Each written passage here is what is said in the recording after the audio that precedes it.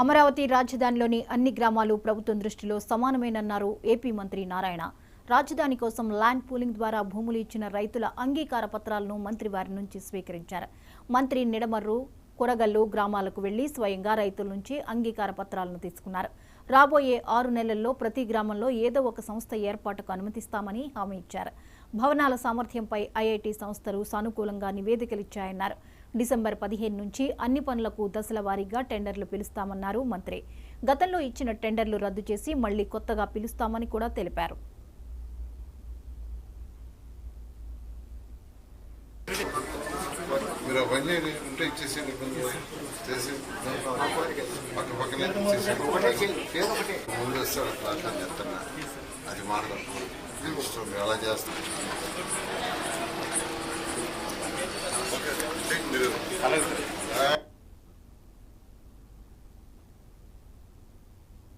కొందరు రైతులు అప్రోచ్ అయ్యారు.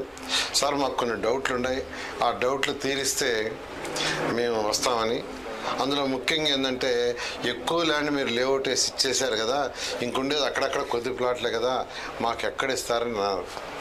దాని మీద ముఖ్యమంత్రి గారితో చర్చించి అథారిటీలో చర్చించాం. దాని మీద ఒక డెసిషన్ తీసుకున్నాం.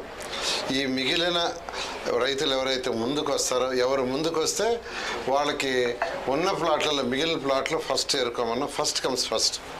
ఆ విధంగా యాక్చువల్గా చట్టాన్ని కూడా మార్చాం. దానికి సంబంధించి జీవో ఇవ్వటం జరిగింది. దానికి రైతు సోదరులు ఎంతోమంది ముందుకు వస్తున్నారు.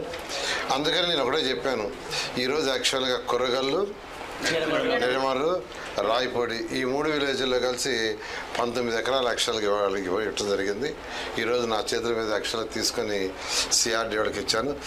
ఎవరు ఎక్కడైనా 1 సెంట్ ఇస్తానన్నా, 1/2 సెంట్ ఇస్తానన్నా నేనే వస్తాను.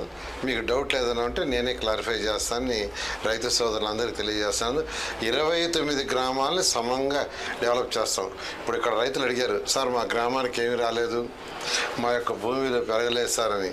నేను చెప్తున్నాను, రాబోయే 6 నెలల్లో, 6 నెలల టైం పడుతుంది, 6 నెలల్లో 29 గ్రామాలకి, ప్రతి గ్రామానికి ఏదో ఒకటి శాంక్షన్ చేస్తామని ఈ సందర్భంగా రైతు సోదరులందరూ తెలియజేస్తారు. నాణ్యమైన విద్యను అందించేందుకు అందరూ కృషి చేయాలని